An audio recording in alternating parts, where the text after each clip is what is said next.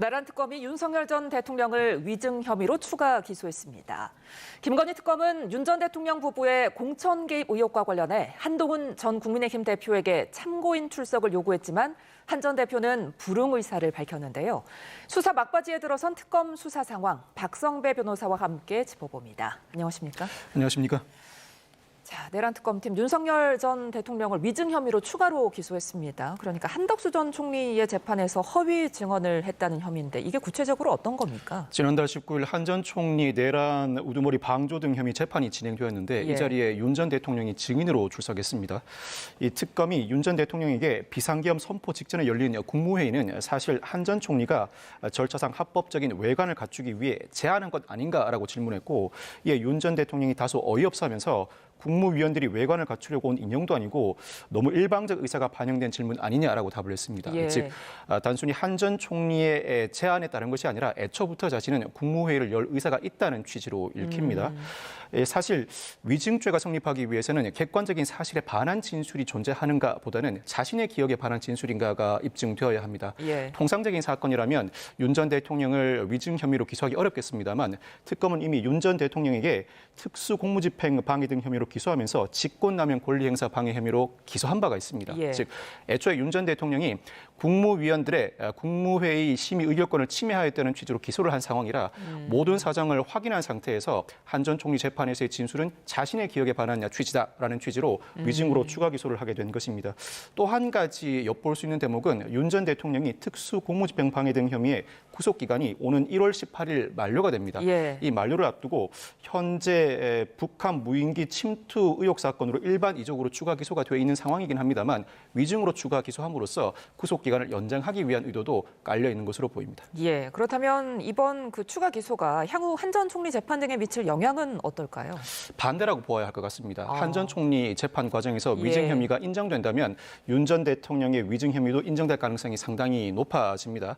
한 전 총리 재판 과정에서 재판부는 기존 내란 우두머리 방조 등 혐의에서 내란 중요 임무 종사로 그 공소 사실을 선택적으로 병합하라고 요구했고 특검이 그 의사를 수용했습니다.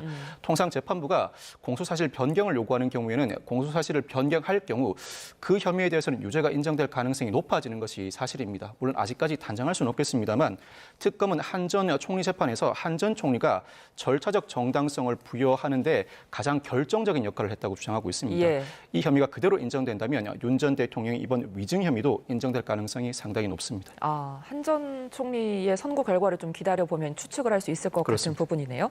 자, 어제 윤석열 전 대통령의 재판도 좀 자세히 살펴보겠습니다. 윤 전 대통령이 어제 재판에 나와서 군의 부정선거를 조사한다는 것은 근본적으로 불가능하다 이런 발언을 했거든요. 어떤 의도라고 봐야 될까요? 어제 윤 전 대통령 재판에는 문상호 전 정보사령관이 증인으로 출석했습니다. 문 전 사령관은 노상원 전 사령관의 지시를 받고 햄버거 회동에 참여한 멤버로서 이 선관위 장악 시도를 한 혐의를 받고 있습니다. 문상호 전 사령관이 증인 신문을 하는 과정에서 윤 전 대통령이 직접 나섰는데 변호인이 아닌 당사자가 직접 나서서 신문하는 것도 흔한 모습은 아닙니다. 윤 전 대통령은 직접 나서서 문 전 사령관에게 군이 선관위 가서 뭘 하는 건 불가능하다는 취지로 반대 신문을 진행했습니다. 윤 전 대통령의 발언 취지는 자신은 김용현 전 장관과 비상계엄과 관련된 대화를 나눴을 뿐이지 문 전 사령관과는 한 번도 대화를 나눠본 적이 없고 당시 김용현 전 장관에게 자신은 선관위의 보안 문제를 점검하라는 취지로 발언을 했던 것뿐이지 문 전 사령관 등에게 선관위를 장악하라는 지시를 내린 바는 없다는 취지의 항변을 한 것으로 보입니다. 이에 대해서 문 전 사령관이 나름대로 답변을 했는데 윤 전 대통령이 직접 나서서 반대 신문을 한 효과를 거두었는지는 다소 의문입니다. 그러니까 이제 이 부분 관련해서 문상호 전 정보사령관은 선관위 출동 당시에 실탄을 준비했다 이런 증언을 했거든요. 문 전 사령관은 특검의 주신문 증인이다 보니 특검이 먼저 신문을 진행하게 됩니다. 문 전 사령관에 대해서 특검은 일종의 준비된 질문을 했습니다. 아마 수사 과정에서도 동일한 진술을 했던 것으로 보이는데 수사 과정의 진술을 그대로 확인하는 차원에서 실탄 개인당 10발씩 준비한 것이 맞는가라고 물었을 때 문 전 사령관은 맞다고 진술을 한 바가 있습니다. 나아가서 특검이 야구방망이, 케이블 타이, 복면 등은 어떠한 취지로 준비를 했는가라고 질문하자 문 전 사령관은 위협 정도로 인지했다라고 진술을 했습니다. 문 전 사령관의 진술은 수사 단계뿐만 아니라 재판 단계에서도 일관된 진술이라고 할 수 있는데 그 경우야 어떻든지 간에 실탄을 준비했다거나 야구 방망이 등을 준비했던 것 자체로 실제 사용 여부와는 무관하게 상당한 위협이 되고 선관위 장악 시도가 존재했다고 볼 만한 충분한 근거라고 할 수 있습니다. 예. 이에 대해서 윤 전 대통령 측은 사용할 의도는 없었던 것이 아닌가라고 반대 신문을 하였고 문 전 사령관은 그렇다라고 답변을 하긴 했습니다만 예.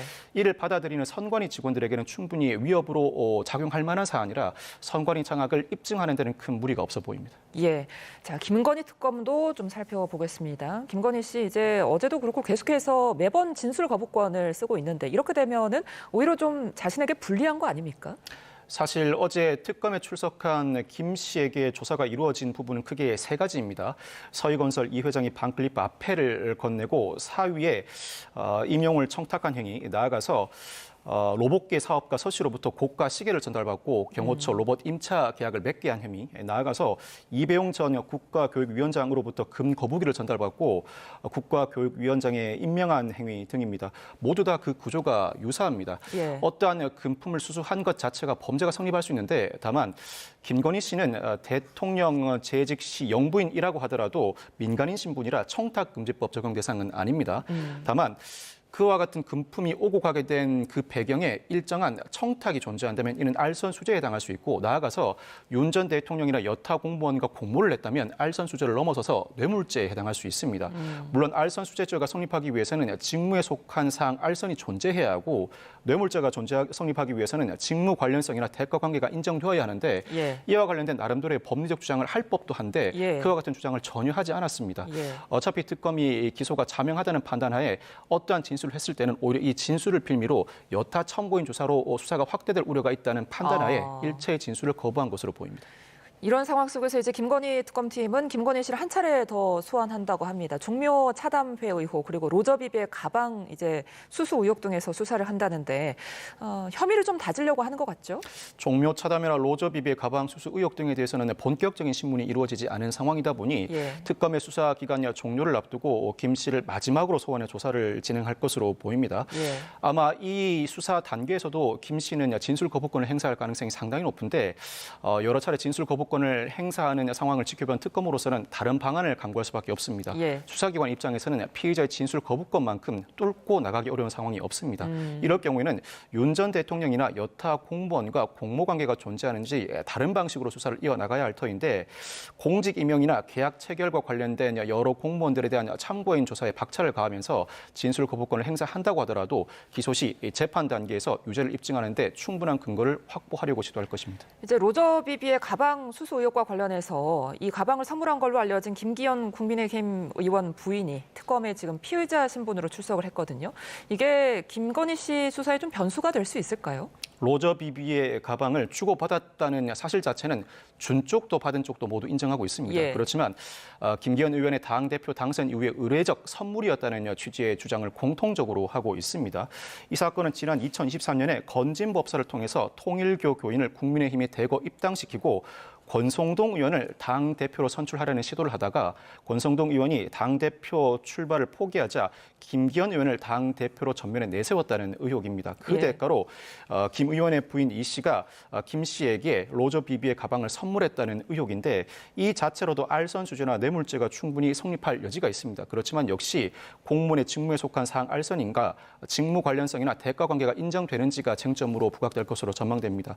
이 사건은 여기서 그치지 않습니다. 만약 이 의혹이 충분한 근거를 확보하게 된다면 이때는 통일교 교인 대거 입당 의혹과 관련해서 정당법 위반이 전면에 내세워질 수 있고 나아가서 선거에 개입한 공직선거법 위반도 주된 쟁점으로 불거질 수 있습니다. 예, 그런데 이제 특검 수사 기간이 얼마 남지 않았습니다. 어떻게 보면은 지금 박성재 전 장관이나 김건희 씨 사이의 부정청탁 의혹 이런 부분들이 해소되지 않는다면 나중에 혹시 2차 특검의 도화선이 될 수도 있다 이런 전망도 나오던데 이 부분은 어떻게 보세요? 2차 특검 출범 가능성이 상당히 높아 보입니다. 이미 민주당 정청래 대표가 3대 특검을 통해서 충분한 의혹이 규명되지 않은 상황인 만큼 예. 3대 특검의 수사 기간이 종료되는 즉시 3대 특검의 수사 사항을 모두 모아서 한 번에 2차 특검의 수사를 이어나가도록 할 방침임을 재차 확인했습니다.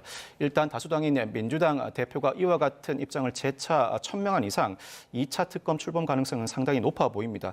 3대 특검이 수사 기간을 모두 종료한 경우에 그 사건은 결국 경찰 국가 수사본부가 이어받을 수밖에 없는데 기존의 수사를 진행하던 수사 인력이 아닌 경찰이 수사를 이어받아 진행하다 보면 숨고르기를 할 수밖에 없습니다. 기존 수사 기록을 전면적으로 재검토해야 하고 상황을 파악하는 데 시간이 필요하기 때문입니다. 예. 무엇보다 기존의 수사를 진행하던 인력들이 이 경찰에 파견되어 수사를 진행하는 것이 효율적인데 기존 수사 인력 중에 검사가 경찰 기관에 파견되는 모습은 상당히 생소합니다. 뿐만 아니라 기존 특검 인력 중에 변호사는 더 이상 특검법 등 관련법에 근거가 없는 이상 수사를 진행할 수 있는 근거를 상실하게 됩니다. 이에 따라 2차 특검 출범 가능성은 상당히 높은데 출범하게 된다면 일정한 기간 제한이 있어야 할 것이고 이미 사건이 기소돼 재판이 진행되고 있는 사건 아마 연초부터 관련된 재판 선고가 이루어질 것으로 전망되는데 그 선고 결과에 따라 수사에도 큰 동력을 받을 수 있을 것으로 전망됩니다. 예, 끝으로 민주당이 추진 중인 사법개혁 부분도 좀 살펴보겠습니다.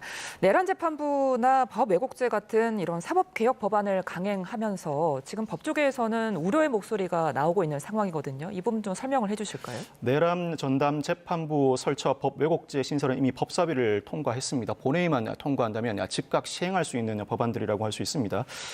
내란 전담 재판부와 관련해서는 사실 법원 내부에도 이미 전담 재판부는 존재합니다. 그렇지만 이는 법원이 직무 관할을 위해서 자체적으로 수립한 전담 재판부이고 내란 전담 재판부를 신설하게 된다면 이는 입법부가 전면적으로 주도적으로 관여하는 사안이다 보니 삼권 분립 원칙에 반한다는 주장이 충분히 제기될 만합니다. 특히 이 법안 내용에 비춰보면 헌법재판소나 법무부가 내란 전담 재판부 설치에 관여한다는 내용도 포함되어 있어서 역시 삼권 분립에 위반된다는 주장이 충분히 가능해 보입니다. 물론 판사에 의한 재판을 받는다는 기본적인 원리를 거스르는 법률은 아닙니다만 상황에 따라서 이미 재판을 받고 있는 당사자들이 위헌법률 심판 재청 신청을 한다던가 헌법 소원을 제기하면서 가처분 신청을 하게 된다면 상황에 따라 재판이 늘어지고 만약 위헌법률 심판 결정이 이루어진다면 그동안의 수사와 재판이 모두 무위로 돌아가는 예측 불발의 상황이 벌어질 수 있습니다. 또 한 가지 법 왜곡죄의 신설은 판검사가 사실관계를 조작하거나 법률을 고의로 왜곡한 경우에 처벌하는 법률인데 물론 국민적 시각 사이에는 판검사가 편향된 의견을 가지고 사건을 제대로 처리하지 않는다는 시각도 존재하는 것은 사실입니다. 그렇지만 이 법률 내용에 보면 부당한 목적이라는 구성 요건 문구가 포함되어 있는데 그 적용 범위가 지나치게 모호합니다. 사실 사실관계 확정이나 법리 적용은 개개 검사나 판사가 구체적인 사건을 파악해서 판단해야 하는 영역인 만큼 어떤 사건에서 사실관계를 조작하였는지 법률을 고의로 왜곡하였는지 판단하기에 다소 난점이 있는 부분은 사실입니다. 예, 이 부분 관련해서 오늘 전국 법관 대표회를 열어서 이제 대책이 논의된다고 하는데 어떤 의견이 나올지 이 부분도 좀 기다려 봐야겠습니다. 지금까지 박성배 변호사와 함께했습니다. 고맙습니다. 감사합니다.